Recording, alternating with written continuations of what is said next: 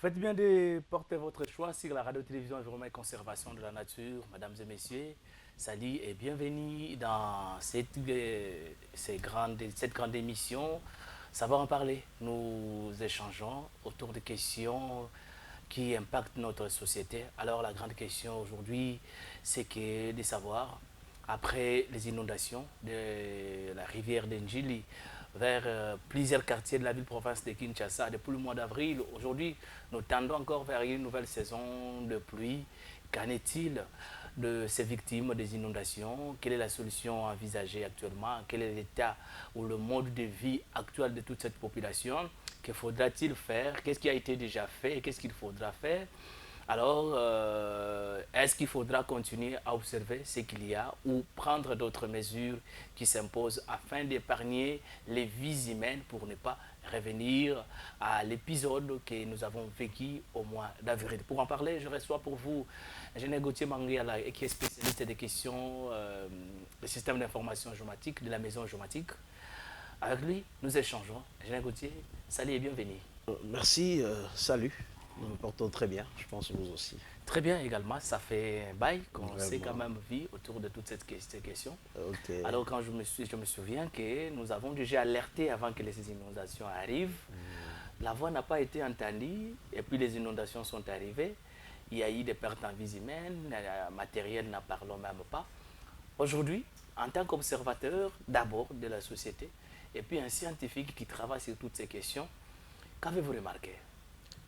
Merci, je crois que c'est un problème sérieux, l'inondation dans la ville de Kinshasa, notamment dans le bassin versant de la rivière Ndjili. Nous avons fait des études qui datent de longtemps, nous continuons à documenter tout ce que nous avons comme données. Nous avons d'abord voulu comprendre qu'est-ce qu'il y a eu, qu'est-ce qu'il y a comme problème. Et après, nous avons effleuré les causes. Voilà. Bien après avoir effleuré les causes, nous sommes attardés sur les impacts. Et puis après, nous formulons quelques recommandations. Voilà ce que nous sommes en train de faire comme travail depuis un certain temps. Voilà, c'est un dossier qui est passé dans les oubliettes. Actuellement, bah, comme c'est la saison sèche, personne ne prête attention sur cette question. Les gens peut-être se disent que bon, les pluies sont passées et les inondations se sont faites suite à des grandes pluies. Mais d'abord, vous, quelles sont les causes que vous avez identifiées à ces inondations? En fait, dès le début déjà, nous sommes surpris de remarquer qu'en un seul jour, du 6 avril, Voilà, nous avons dénombré autour de 70 morts. 70 morts. Voilà, Donc ces inondations ont fait 70 morts. 70 morts, du moins pour ceux qui étaient identifiés. Voilà. Et lorsque nous comparons cela au paludisme que l'on chante tous les jours, nous pouvons tomber sur les données de 2023 Voilà. et dire qu'il y a eu 1500 personnes décédées du paludisme Tout au long de l'année tout, 2023. tout au long de l'année. Alors si on fait le calcul, c'est 4 personnes par jour. Et ici, avec l'inondation, nous avons 70 par jour. Donc un record sans Un pareil. record terrible.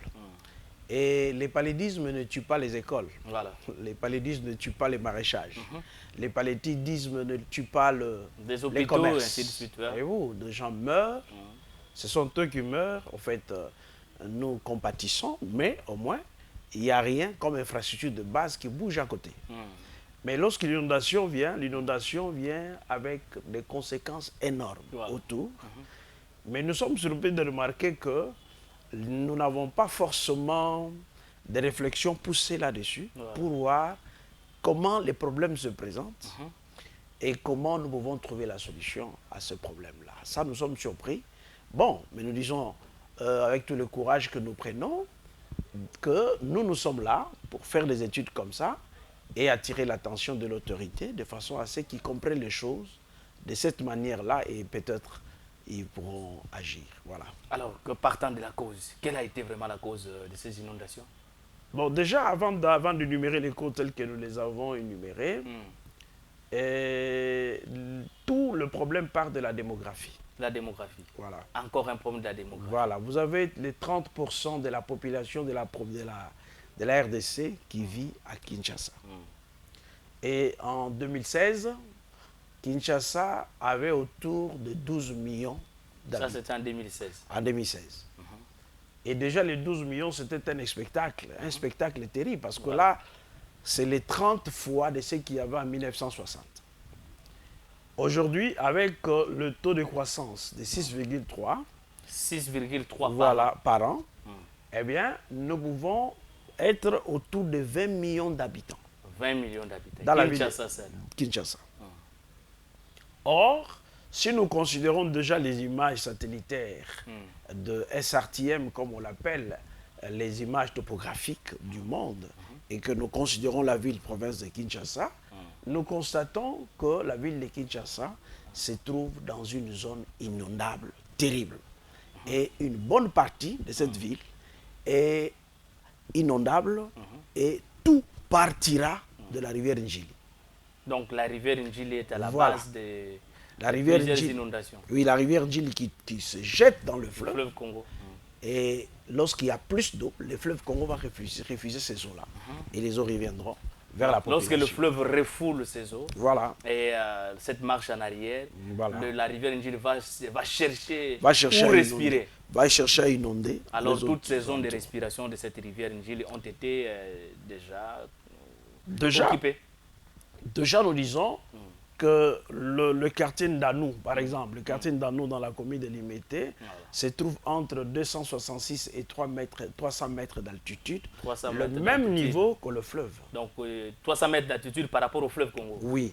Donc, c'est le même niveau. En fait, c'est comme si on était sur une plaine, continue sur le fleuve. Alors, c'est qu'on peut dire que le quartier Ndanou, c'est l'une des zones de respiration du fleuve Congo. Ah ben, c'est comme ça, parce que déjà avec le GIZ, les calculs ont été faits tels que ils ont trouvé que Ndanou et Salongo, dans la commune de Limité, étaient dans la zone inondable. Voilà. Ils ont trouvé que Malemba et Maziba étaient dans la zone inondable, à Matete.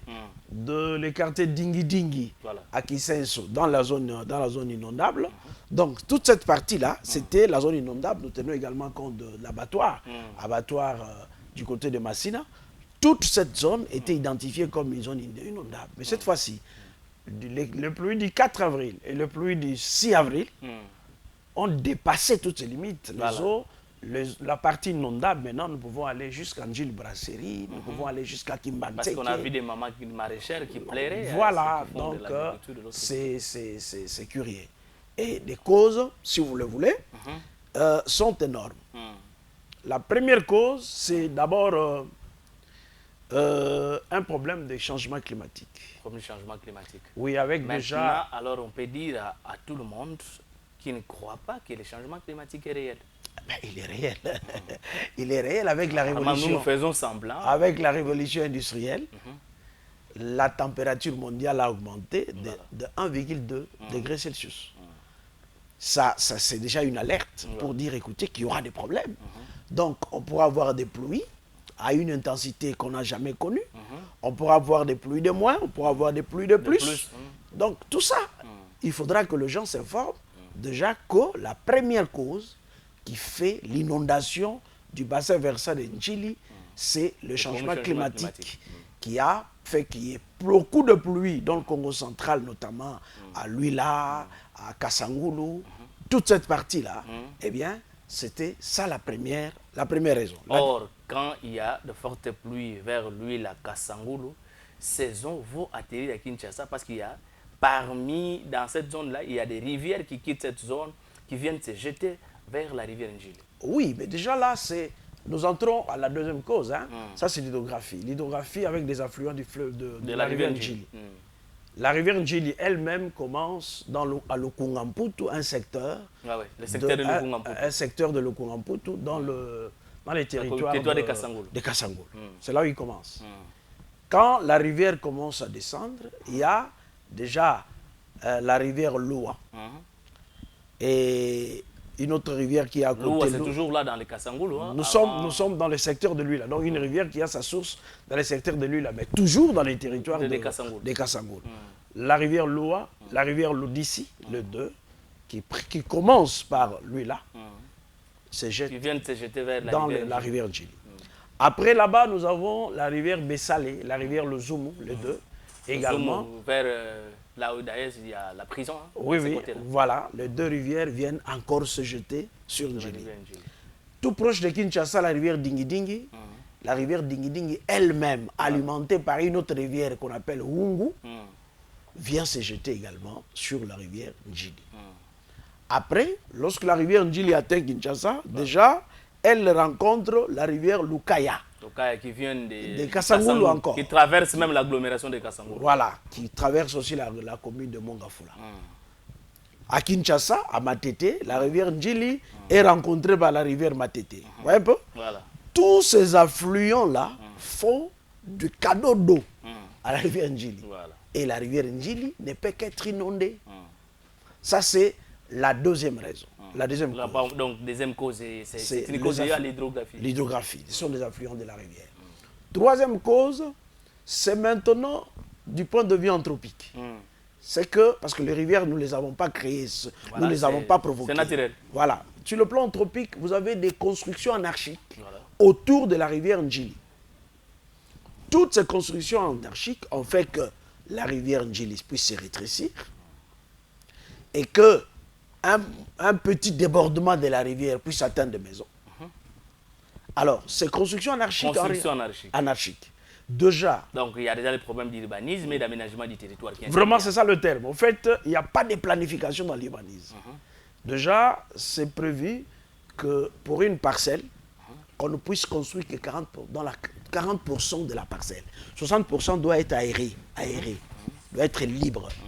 Il faut voir déjà ici, à Kinshasa, nous avons des parcelles où il n'y a pas d'espace à l'intérieur. Donc, tout est parcelle, tout est maison.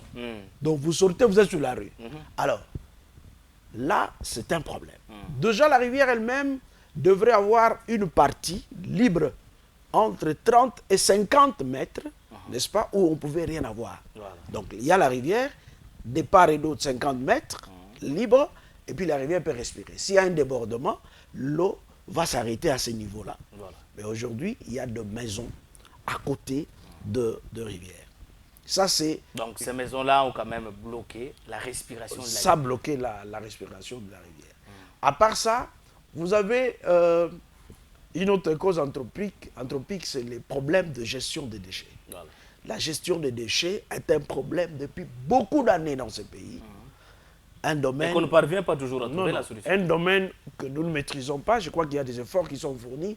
Aujourd'hui, nous allons voir quels résultats nous aurons. Mais dans l'entretemps, les déchets constituent un problème. Et de l'autre côté, dans le quartier Maziba, par exemple, à Matete, qui a été inondé, eh bien, vous allez remarquer les gens qui entassent les déchets dans leurs parcelles pour créer un fonds, n'est-ce pas, qui permettra à ce qu'on construise même en tôle.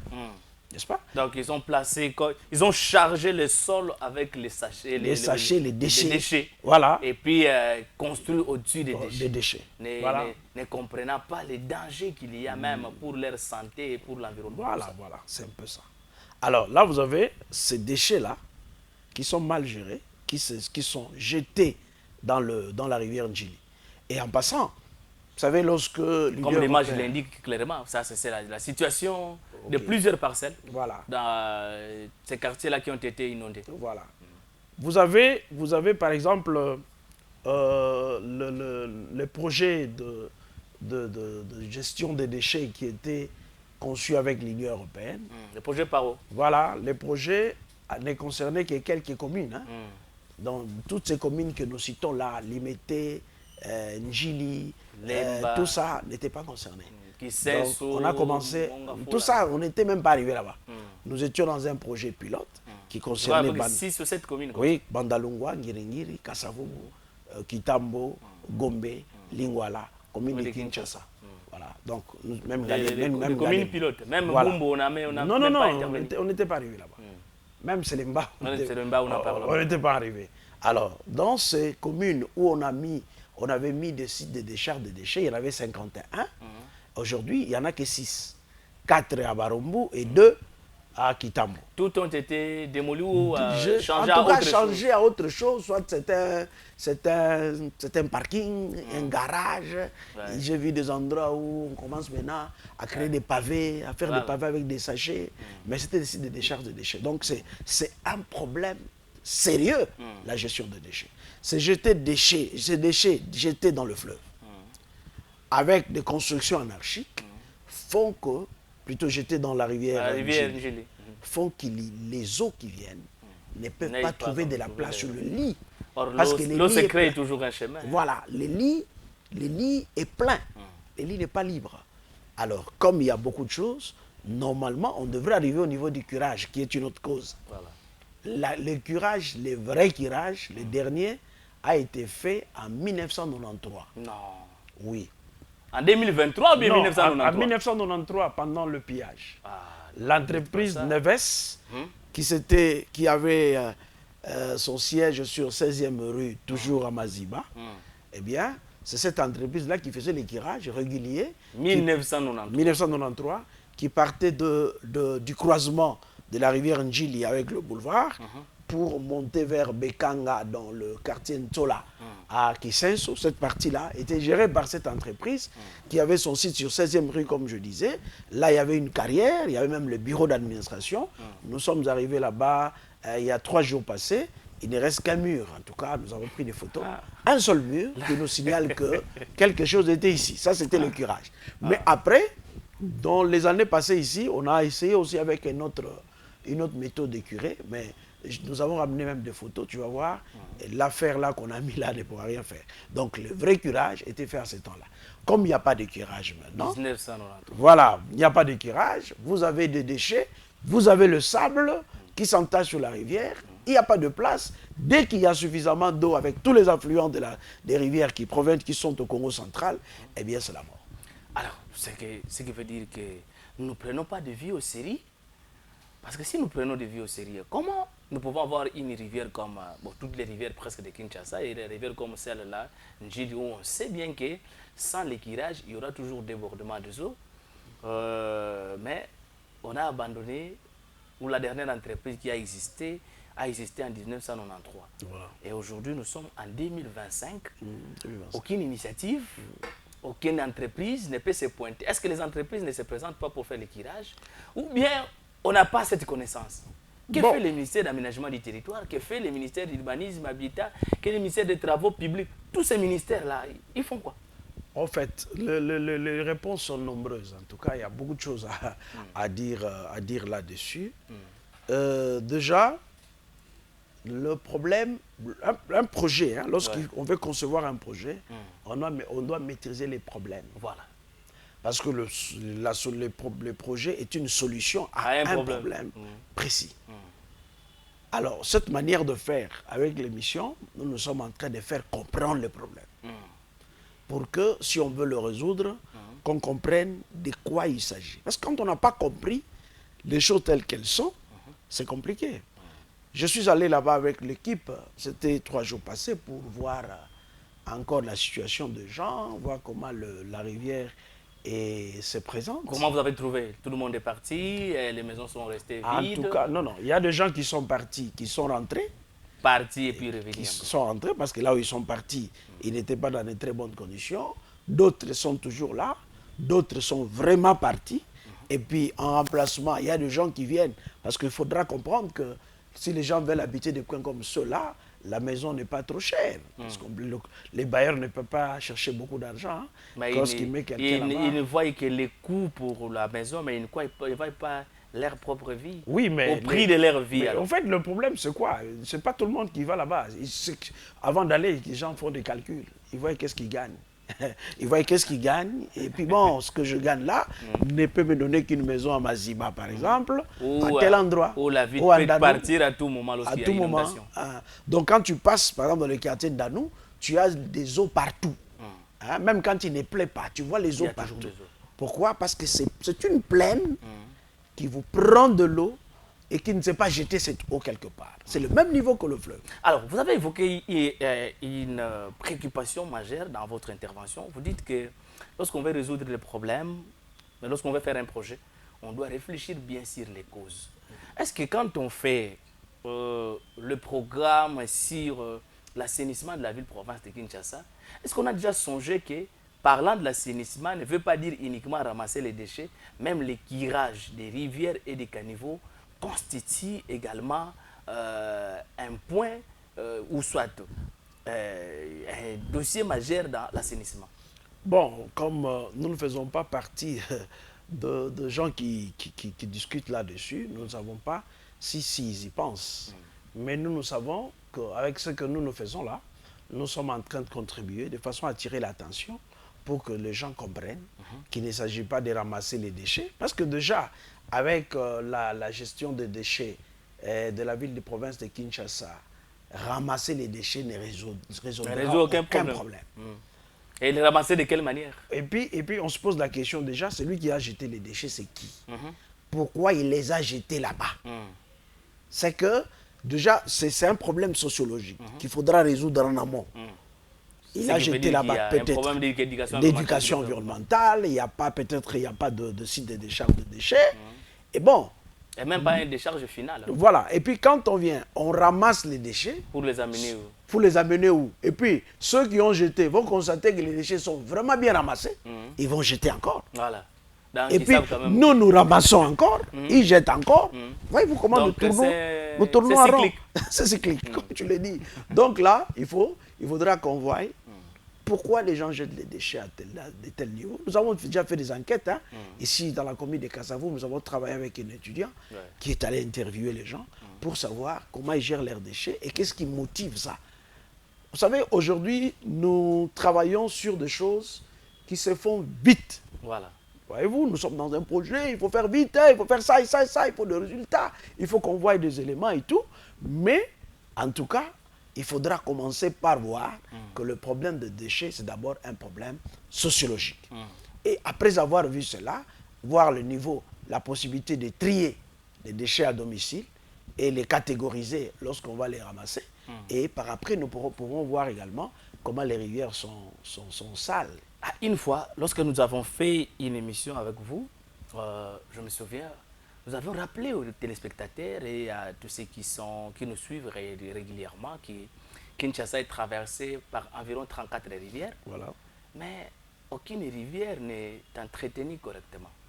C'est aussi une bombe à retardement pour cette ville-là. Mais déjà, c'est la rivière qui reçoit, qui sont devenus les réceptacles de tous les déchets. Voilà, vous avez dit tout ce qu'il faut dire. C'est-à-dire, les rivières à Kinshasa ne sont plus de rivières. Ce sont des dépotoirs. Voilà. C'est de l'eau qui passe, en fait, avec toutes sortes de déchets. Nous avons fait des études, par exemple, dans la commune de Kalamu, au quartier Kimbangu, où il n'y a aucun site de décharge de déchets. Eh bien, c'est clair, tout le monde jette les déchets. Dans la rivière de Kalamu. Dans la rivière. Et quand il plaît, c'est comme ça que il faudra voir, tout bloque la il faudra voir, sous d'autres cieux, combien une rivière est une richesse. Voilà. Pour nous, c'est non. Et puis, ce sont des eaux douces. Voilà. Malheureusement pour nous. Je suis allé dans une mission du Fonds social de la République où nous sommes partis avec son Excellence, M. Philippe Ngwala, qui gère le Fonds social de la République. Okay. Nous avons fait un tour, curieusement, vers un site qui appartient à son Excellence, M. le ministre de l'Économie, où j'ai trouvé qu'une petite rivière a produit le courant pour un grand site. Et il y a du courant en permanence. Nous sommes à Kassangoulou, vers le fleuve Congo. Vers comment on appelle vers le Sif. Voilà. Donc, vers le fleuve Congo là-bas. Donc, ils sont contigus au fleuve. C'est une voie pour traverser aussi en allant vers le Congo-Brazza. Voilà. Toute cette place-là est alimentée. Vous avez du courant. Du courant qui ne s'arrête pas. Voilà. Et nous sommes allés voir la rivière, mais c'est une petite rivière. Kalamu et Makelele sont plus grandes. Je dis, mais comment une rivière comme ça peut produire des histoires comme ça? Mais pour Kinshasa, on peut aussi faire la même chose. Voilà. On éloigne toutes ces personnes qui sont dans des zones comme ça. On aménage des micro-barrages hydroélectriques et on résout le problème d'attendre seulement que les courants viennent de Inga ou de Zongo, mais on a des micro-barrages pour alimenter les secteurs. Voilà, ça, ce sont des images qui illustrent lorsqu'il y a eu inondation. Voilà. Depuis le mois d'avril, C'était c'était comme ça la situation. Mais aujourd'hui, les gens font comme si c'était passé en 1928. Mais il faut approcher les habitants. Les visages des habitants de ces coins-là, ce n'est pas le même que le visage des habitants de ces côtés. Les gens sont apparemment fâchés et ils sont mécontents. Ils sont en train de réfléchir, de penser. Ils vivent comme en entendant, pensant peut-être que demain ou après-demain, ça va aller. Et puis quand ils vous voient venir 2-3 personnes, ils posent la question. Vous êtes venu avec la solution ici? Je dis oui, nous sommes en train de chercher. En tout cas, c'est la mission. Vous voyez, on me présente des cris de désespoir. Hein. Voilà. Nous avons vu les députés plier leurs pantalons, plonger quand même dans ces inondations. Mais après tout, tout est passé. Non, voilà. Pourquoi ils ne peuvent pas faire le suivi auprès des autorités? On ne demande pas aux députés d'aller distribuer de l'argent ou d'aller déplacer ces gens-là, mais d'aller quand même faire des lobbying auprès des autorités de tous ces ministères, affaires sociales, aménagement du territoire, urbanisme et habitat. Ils sont tellement nombreux qui sont là interconnectés pour faire quand même les liens. Quelle est la superficie qui a été inondée quand vous avez mené des études dans cette zone-là? Ok, en partant d'abattoirs. Donc, cette fois-ci, l'inondation est allée jusqu'au niveau de l'abattoir. Oui, abattoir, même Petro-Congo, à Massina. Nous venons à Salongo et Ndano à Limete. Nous avons Malemba et Maziba à Matete. Nous sommes allés à Dingi et nous allons vers le Mongafula. Toute cette surface-là, c'est 30 km². 30 km². Oui, et puis à l'intérieur, nous avons recensé une cinquantaine d'écoles. Mais c'est une superficie plus qu'une commune. Mais oui, mais c'est 5 fois la commune de Kala. Voilà. 5 fois la commune de Kala. Ça, c'est la superficie qui a été inondée. Qui a été inondée. Est-ce qu'on a... Ces études ont été révélées aux autorités ou bien ils ont appris qu'il y a eu une inondation? En fait, c'est ce que nous sommes en train de faire. Et là, avec vous, nous sommes en train de toquer les portes pour que nous passions, leur expliquer ce qu'il y a. Ne serait-ce qu'ils maîtrisent, qu'ils aient l'état de lieu. Ici, ce n'est pas le projet, mais ici, c'est l'état de lieu. C'est l'alerte qu'on lance voilà, pour vous faire comprendre, voilà comment se présente le problème. Et comme le problème est comme ça, eh bien, ils peuvent se retrouver ensemble dans un contexte systémique pour étudier et voir comment trouver la 30 km². Et vous avez 8 hôpitaux, hein? Donc, oui, parmi lesquels l'hôpital du feu Mutombodi Kembe, à l'intérieur également, là. Vous avez l'hôpital de Kimbangiste vers Njili, à l'intérieur. Donc 8 hôpitaux qui étaient dans cette zone. Il y avait aussi des écoles, bien sûr, s'il y avait des hôpitaux. Mais oui, il y avait une cinquantaine, donc 53 écoles. 53 écoles. Même des enfants qui ont été... Même le ministère de l'Éducation est rapidement interpellé à cette situation. Oui, bientôt, il y aura rentrée scolaire. Voilà. Toutes ces écoles-là, qu'est-ce que les enfants deviendront? Qu'est-ce qu'on est en train d'envisager par rapport à ça? Ils vont étudier, les profs enseignent un peu en classe et puis ils sortent vérifier ce que la pluie n'arrive pas. Alors ils vont commencer. Mais il y a des pluies qui surprennent des gens dans cette zone. Si ça vous surprend, alors... Et j'ai parlé avec les gens du quartier Maziba, l'administration du quartier au bureau. Je leur ai pas, ils m'ont dit non, nous avons fait 3 jours, on ne travaillait pas, on ne venait pas ici. Et ils m'ont montré la limite, là où les eaux s'arrêtaient. Donc les eaux inondées ont fait 3 jours. 3 jours. Ils ne venaient pas au boulot, ils avaient un congé de 3 jours. Congé sans paiement. Hein? Oui, congé sans paiement. Et vraiment, ils peuvent nous relater l'histoire des déliges avec Noé à l'époque. Mais eux, au moins, ont vécu ça en face. Hein? Oui, mais les déliges n'ont pas tué beaucoup de gens de cette manière-là, au même endroit. Hein? C'est le monde entier. Voilà. En tout cas, là, vous avez quelques quartiers, les gens qui meurent comme ça. Et je vous informe qu'il existe des données par plusieurs bureaux internationaux qui ont déjà démontré que ces endroits-là sont dangereux. Donc aujourd'hui, nous pouvons dire quand même que ce ne sont pas des endroits habitables. Non, ce ne sont pas des endroits habitables. En fait, dans les recommandations, nous suggérons que la délocalisation les gens soient de ces personnes. Oui, soient délocalisés là-bas, qu'ils ne soient plus là-bas. La superficie, quand vous prenez, c'est 30 km². Une fois que vous faites, c'est vraiment toute une commune qu'il faut construire. Hein. Ce n'est pas une commune, c'est plus de 5 communes. 5 communes quand vous prenez la commune comme Kinshasa, par exemple, j'ai des chiffres ici. Vous avez Barombo 3,7. Vous 3,7 km. Bumbu 4,4. Gombe 12,9. Kalamou 6.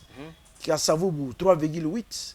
Donc, il n'y a que Kimbanzeke, Mongafula, Ngaliema, Ntele, Maloko, qui sont plus grands que l'espace là.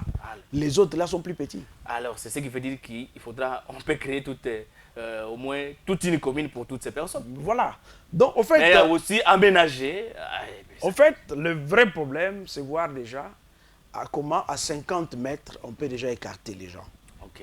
Commencer par là. Donc, ce n'est pas évacuer tout le monde. Non, d'abord ça. Et puis à 50 mètres. Voilà, aménager 50 mètres de la rivière Ndji. De la rivière, de part et d'autre. Et puis aménager de façon à ce que s'il y a débordement, l'eau soit absorbée. Voilà. C'est-à-dire donc, vous avez on arrive encore au problème de curage. Voilà. On a abandonné en 1993. Voilà. Et puis vous avez des pelouses à côté là. Qui peuvent absorber facilement. Voilà, quand l'eau te passe, les pelouses peuvent absorber de l'eau. C'est par là qu'il faut commencer. Et les autres qui sont à plus de 50 mètres peuvent rester encore. On constate, on voit comment ça va se passer. Mais on ne peut pas laisser les gens comme ça. Donc la pluie qui vient demain ou après-demain, là, ça sera catastrophique. Nous allons quand même faire l'effort d'atteindre les amis des Metelsat qui peuvent nous fournir certaines données pour qu'on sache déjà des fortes précipitations peuvent commencer à quelle période. Nous allons intensifier les alertes parce que c'est ici que nous sommes en train de lancer. C'est vraiment des alertes pour épargner des vies humaines. Au lobito, non, ce n'est pas une prophétie ce qu'on fait, mais ce sont des études scientifiques qui prouvent suffisamment que si on abandonne comme ça, quand les pluies vont reprendre, ça sera pire que ce qu'on a vu. Ça sera pire. Alors, vous avez une superficie comme ça, 30 km² qui a été inondée, mais on a accusé à tort alors quelques 2-3 constructions, alors que la raison est plus profonde que ce qu'on a eu comme des déclarations. Les raisons sont énormes. Il y a des raisons, comme nous les avons vues, qui sont naturelles, qu'on ne peut pas gérer d'emblée. Mais nous pouvons ouvrir quand même l'œil, savoir qu'au fait, Ndjili est précédé quand même de plusieurs rivières. Nous devons prendre ça au sérieux. Ça, c'est notre responsabilité. Mais les rivières, pour qu'elles soient là, c'est pas un homme qui a dit, c'est pas un homme qui a dit qu'il y ait des rivières. Donc, il faut qu'on gère cette hydrographie qui est une bénédiction. Les rivières ne sont pas un problème. C'est comme je t'avais dit, je vu. Le problème, c'est la gestion des rivières. La gestion des rivières. Voilà. Alors, vous voyez quand même que ce que nous refusons de gérer nous revient maintenant dans nos casseroles. C'est comme ça que l'expression que nous utilisons. Nous avons refusé de gérer le déchet de Kinshasa et aujourd'hui, nous sommes là. Alors, un message d'interpellation, Général Gauthier Mangiala, par rapport à cette situation. S'il faudra faire quelque chose, vous avez cité, peut-être en passant, par où commencer? Est-ce qu'il faudra commencer par faire la démolition à 50 mètres ou aller identifier d'abord ceux qui sont à 50 mètres? 50 mètres de deux côtés, 25-25, ou bien 50 à gauche, 50 à droite? 50 à gauche, 50 à droite. Donc, il faut prendre 100 mètres. 100 mètres.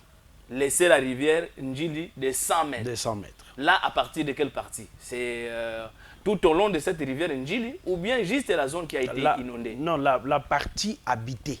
La partie habitée. Il faudra voir la partie. La Ndjili, c'est habité. Ah oui, mais c'est ça. Au niveau du fleuve, mais pour sauver les gens, il y a une solution à faire. Donc celle-là, nous prenons la partie habitée à partir de Ndjili Brasserie, nous descendons vers Matete. Mais quand nous traversons, nous allons vers Ndanou. Là, ce n'est pas 50 mètres, parce que là, ils sont au fleuve. Ndanou, vraiment, il faut faire quitter tout le monde. Tout le monde doit partir. Tout le monde doit partir. Mais toujours est-il qu'en environnement, il y a des études qui doivent être faites. Il faudra commencer d'abord par faire l'enquête sur ménage, dénombrer les ménages qui sont là, savoir qui a combien d'enfants, ainsi de suite. Ils étudient où et comment. Après ça, il faudra qu'on voie la valeur de chaque parcelle. Parce que ces gens-là ont des documents de l'État qui leur ont donné le droit d'habiter là-bas. Donc, ils ne sont pas venus par eux-mêmes. On ne peut pas démolir leur maison comme ça. Il faudra d'abord commencer par ces études. Voilà, cette étude. Pour rétablir ces gens-là dans leur droit. Voilà, quand on parle du plan d'action de réinstallation, par exemple, vous avez des environnementalistes qui ont à côté des experts immobiliers assermentés qui calculent la surface et la valeur de chaque bâtisse.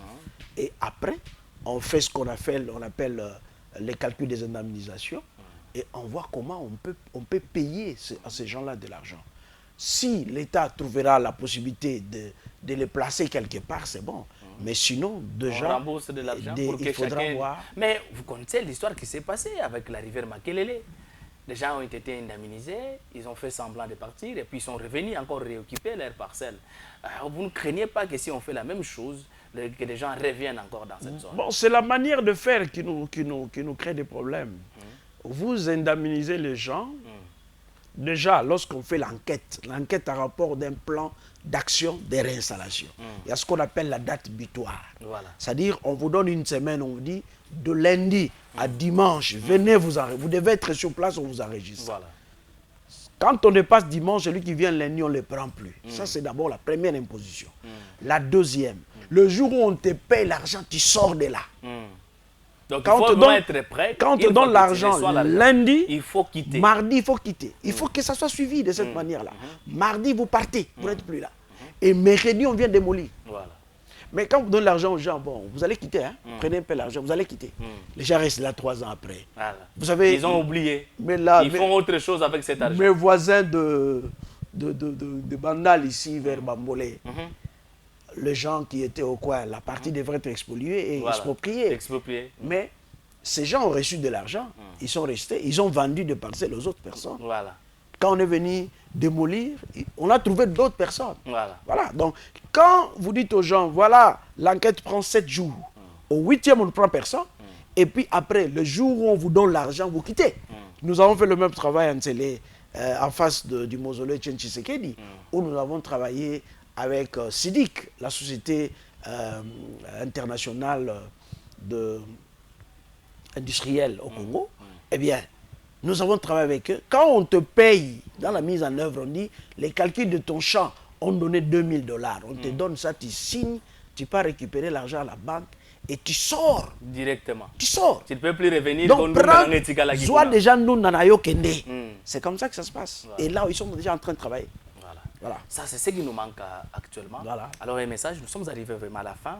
Un message par rapport à cette alerte, parce que c'est ce qui nous manque maintenant au Congo. Apparemment, on ne fait plus confiance aux scientifiques. Et voilà maintenant des conséquences nous reviennent comme des surprises. Alors que les scientifiques ont toujours révélé toutes ces choses. Parce que je me souviens, avant ces inondations, vous avez superposé certaines images en présentant même des calculs. Que non, si on ne fait rien, les inondations sont à tel niveau. Après 3 mois, ils arriveront à tel niveau. Après 6 mois, à tel niveau. Mais quand ces inondations sont arrivées, personne n'est revenu même sur tout ce que nous avions révélé sur ces inondations. Et aujourd'hui, vous êtes revenus encore là, faire des enquêtes. Pas des enquêtes initiées par l'État, je rappelle bien. Oui, on le fait juste passionné par le travail à apporter une solution. Vous êtes revenus. Que faudra-t-il faire actuellement? En fait, c'est pas facile. C'est un travail grand qui a plusieurs morceaux. La première chose, il faudra voir comment le curage de la rivière peut reprendre. Il faut trouver déjà une entreprise qui doit assurer tout ça. Voilà. Deuxièmement, il faudra que l'on voie tout ce qu'il y a comme construction anarchique à côté de la rivière. Très bien. Voir comment on peut dégager tous ces gens-là. Et puis, recenser tous ceux qui ont connu des problèmes, en commençant par les infrastructures de base. Je parle des écoles, je parle des hôpitaux. Vous avez par exemple l'Institut Maziba. Nous avons des photos là-bas. L'Institut Maziba qui n'existe plus. Et j'étais en face de gens qui ont étudié là-bas, qui ont fini là-bas, qui vous témoignent, qui sont techniciens. Ils ont fait leurs études là-bas. Voilà. Cette école n'existe plus.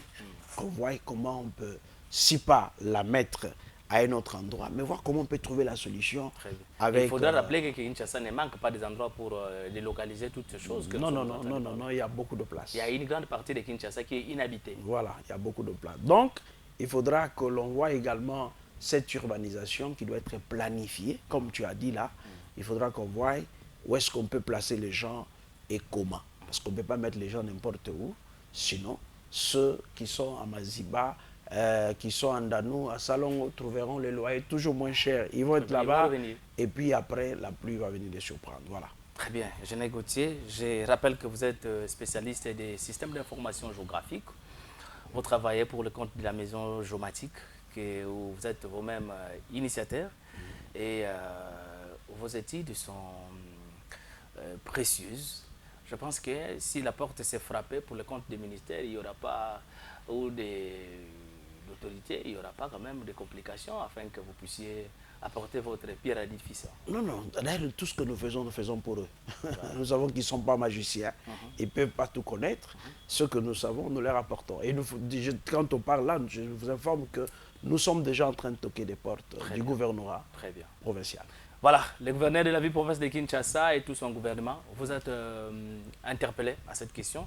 Le gouvernement central, vous êtes interpellé de cette question. C'est un scientifique qui réfléchit, ce sont des scientifiques qui réfléchissent et qui amènent des études. Ce ne sont pas des simples réflexions, mais ce sont des études aussi qui sont réalisées autour de ça. La radio-télévision environnement conservation de la nature aussi vous alerte par rapport à cette question. Parce qu'il y a encore mieux à faire maintenant, pendant qu'on n'a pas encore commencé à enterrer les bibembés. C'est maintenant que nous devons prendre des dispositions pour éviter les pires dangers. Parce que si nous ne faisons rien, le mois de septembre déjà se pointe à l'horizon, il y aura des grandes pluies et ces pluies vont faire encore mal que ce que nous comptons. Vous avez vu vous-même ce qui a été comme le cas. Et nous avons tout abandonné et nous avons tout oublié depuis le mois de juillet, plutôt le mois d'avril. 6 avril, aujourd'hui nous sommes déjà au mois d'août, presque vers la fin du mois d'août. Nous tendons vers le mois de septembre. Alors, il y a encore des choses à arranger, il y a encore des choses à améliorer. Si nous ne faisons absolument rien, en tant que des environnementalistes, en tant que des spécialistes de cette question, nous ne faisons pas une prophétie, mais nous vous rappelons que nous ne saurons pas supporter cette pression que l'eau va encore apporter sur les cris d'alarme que la population est en train de pousser actuellement. C'est trouver la solution. La population ne peut pas se déplacer, aller à gauche ou aller à droite. Alors, Général Gauthier Mangela, je vous dis un grand merci. Merci, pour votre disponibilité. c'est moi qui vous remercie en tout cas. Et nous croyons quand même qu'à chaque fois que les études vont avancer, vous reviendrez pour que nous puissions continuer à alerter. Ok, Pour merci. épargner des vies humaines. En tout cas, merci beaucoup. Je vous dis un grand merci. Ok. Alors, on se voit prochainement dans un autre numéro. Voilà, Merci. vous avez compris que c'est la fin de notre émission. Ça va en parler. Nous avons reçu pour vous l'ingénieur Gauthier Manguiala, qui est spécialiste de la question des systèmes d'information géomatiques et géographiques. Voilà, l'émission a été réalisée par Redi Mouvoumou. À la caméra, nous avions eu Rodrigue Bonda. Alors, quant à moi, je vous retrouve prochainement dans un autre numéro. D'ici là, portez-vous bien. Bonne suite des programmes sur la radio-télévision Environnement Conservation de la Nature. Au revoir.